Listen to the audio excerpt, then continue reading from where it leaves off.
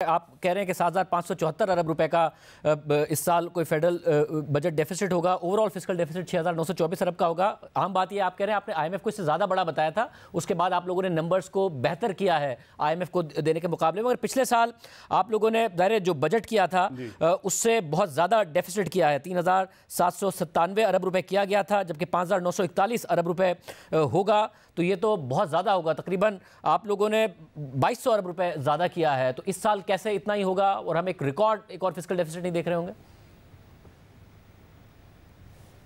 उसमें जो पिछले साल में एक मेजर जो पेमेंट्स आई हैं वो फ्लड रिलेटेड पेमेंट्स भी हैं। उसमें हमारी जो इंटरेस्ट अगर आप देखें प्रोजेक्शन जो थी वो 3,300, एक बहुत बड़ा इंक्रीज है वो डेट सर्विसिंग में है।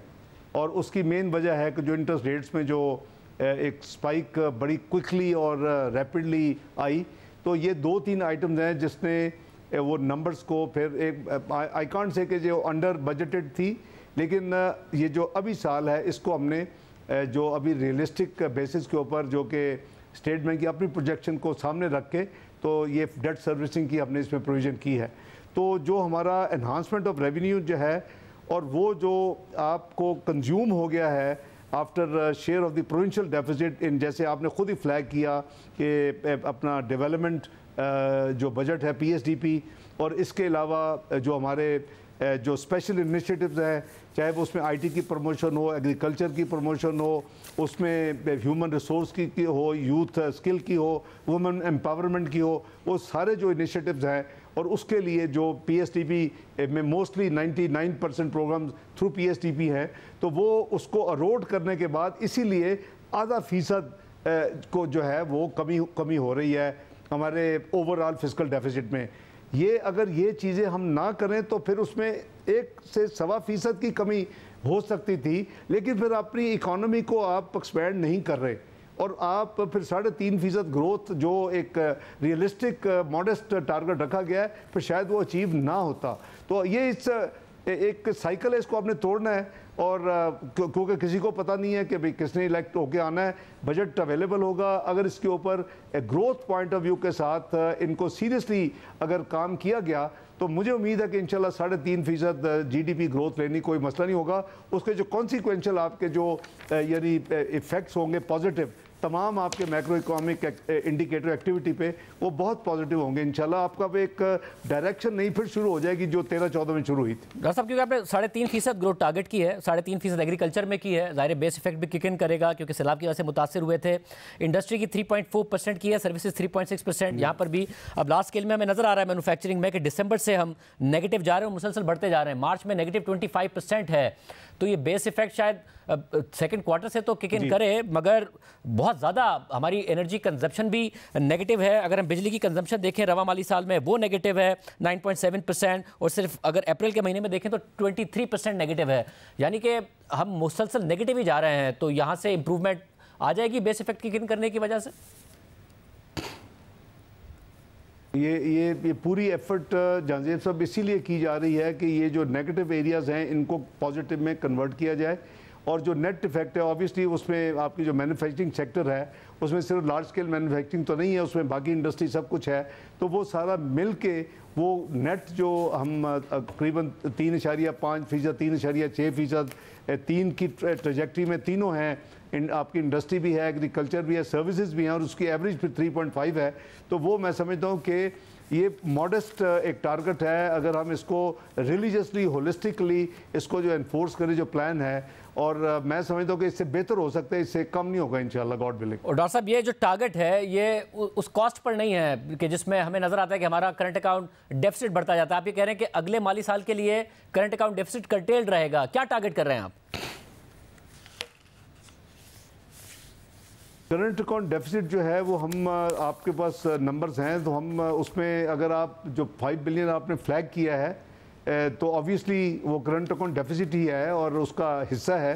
तो हमारा है कि हमने एक्सपोर्ट्स में जो हम एफर्ट्स कर रहे हैं उसका हमें डिविडेंड जो रिमिटेंसेस के लिए जो इंसेंटिव्स दिए जा रहे हैं जो आज हमने रोल आउट कर दिए हैं टू इनकरेज रिमिटेंसेस, ताकि उनको कुछ फैसिलिटीज़ दी जा रही हैं, उनको अपना ग्रेटेस्ट पासपोर्ट, उनको फास्ट ट्रैक इमिग्रेशन, उनको अपने जहाँ जहाँ वो हैं वहाँ access to privilege access to embassies and high commission etcetera. तो ये इसको इनकरेज करेगा। On top of that State Bank scheme लाना चाहता है, यानी ड्रॉ की प्राइजेस के लिए, उनके लिए वो तकरीबन 7 बिलियन अगले माली साल में उन्होंने रिक्वेस्ट की है, जो कि ऑब्वियसली फाइनेंस मिनिस्ट्री उसको पिक करती है। आपको ये भी पता है कि ये जो लोग रेमिटेंस करते हैं उनसे जो बैंक के रेमिटेंस चार्जेस होते हैं वो भी गवर्नमेंट ऑफ पाकिस्तान पे करती है, और वो जो बैंक्स हैं वो स्टेट बैंक को क्लेम देते हैं, वो अब फिर मिनिस्ट्री ऑफ फाइनेंस से रिकवर करते हैं। तो उसके लिए भी करीबन 90 अरब से ज़्यादा ही पूरे पैकेज के लिए इस बजट में रखा गया है। तो अगर आपकी रेमिटेंसेज, एक्सपोर्ट्स और माइनस इंपोर्ट्स अगर बैलेंस हो जाए, जैसे आप खुद भी फरमा रहे थे कि हमारी तो 8% के करीब एक्सपोर्ट्स है ऑफ द जीडीपी, अगर ये हमारी ये दो एरियाज कर जाए तो हमारा ये करंट अकाउंट इसको बैलेंस करना को मुश्किल काम नहीं होना चाहिए। मगर डॉक्टर साहब ये उस सूरत में हो क्योंकि 2 साल की चाहिए और इस साल का कर सकते हैं। इस साल का अगर ट्रेंड देखें उसमें मसला है ना, क्योंकि आप 30 अरब डॉलर के एक्सपोर्ट टारगेट कर रहे हैं, मगर उसके लिए होना चाहिए 2.5 अरब डॉलर माहाना एक्सपोर्ट हो, मगर इस वाली साल में 2.2 अरब डॉलर का एवरेज है। रेमिटेंसेस को आप 33 अरब डॉलर पे टारगेट कर रहे हैं, यानी कि 2.8 बिलियन डॉलर्स पर मंथ होनी चाहिए, मगर इस साल तकरीबन 2.2 अरब डॉलर ही का उसका एवरेज है। तो यहाँ से 6-7 अरब डॉलर का शॉर्टफॉल ना हो जाए, क्योंकि अभी तो ट्रेंड ऐसा नजर आ रहा है। नहीं, मैं नहीं समझता। आई थिंक कि ये काफ़ी रियलिस्टिक फिगर्स, प्रैग्मेटिक वर्किंग है, और इसमें पूरी टीम जो है वो हमारी कॉमर्स, चूँकि एक्सपोर्ट्स वो डील करते हैं, हमारी प्लानिंग है वो अपने, उनकी जिम्मेदारी है, क्योंकि पाकिस्तान ब्यूरो स्टैटिस्टिक्स वहाँ है, उधर हाउस करता है, उसका वो लाइन मिनिस्ट्री वो है, फाइनेंस अपने जो है, स्टेट बैंक अपना है। तो ये कलेक्टिव ये आउटपुट और ये प्रोजेक्शन है। मेरे नज़दीक तो ये कोई ओवर एम्बिशियस या अनरियलिस्टिक नहीं है। आई एम नॉट श्योर कि आप इसको कैसे देखते हैं। आप भी ठीक कह रहे हैं कि बैकग्राउंड अगर देखी जाए तो वो चूँकि जब बुरे से बुरे हालात होते जा रहे थे और ट्रेंड चल रहे थे, लेकिन रिसेंटली जो देखने में आया और जो इंडिकेशंस हैं वो तो ट्रेंड्स की जो गिरावट है वो तो आप भी शायद उसको एग्री करेंगे कि रुकी है।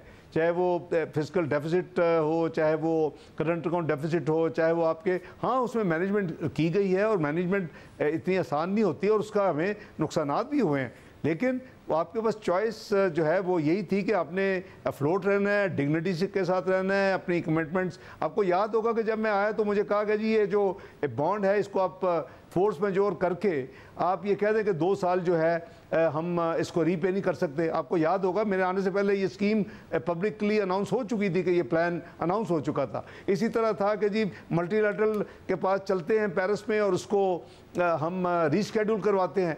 मैंने अपनी ऑनेस्ट ओपिनियन पाकिस्तान की डिग्निटी और उसकी सॉवरेनिटी को मद्देनजर रख के वज़ीर आज़म साहब को कहा कि दोनों काम नहीं हमें करने चाहिए। जहाज़ में बैठते ये काम मैं बिल्कुल नहीं करने चाहिए। अल्लाह मालिक है हम अपना मैनेज करें, और हम ये अगर एक दफ़ा लेट से कि अगर हम चले जाते बॉन्ड 2 साल, यू थिंक कि हम अगले 5-10 साल कोई अपना सॉवरेन पेपर बेच सकते हैं इंटरनेशनल मार्केट में, किसी ने हाथ नहीं लगाना था, ऑलरेडी हाफ प्राइस के करीब फिरता है। और उसके अगर मल्टीलैटरल चले जाते, अभी तो ये वो नहीं गए तो ये हाल है, अगर चले जाते तो फिर पता नहीं कोई हमें क्या कोई पॉलिसी लैंडिंग करता भी कि ना करता। 2013 में जब आए थे तो सारी पॉलिसी लैंडिंग बंद थी।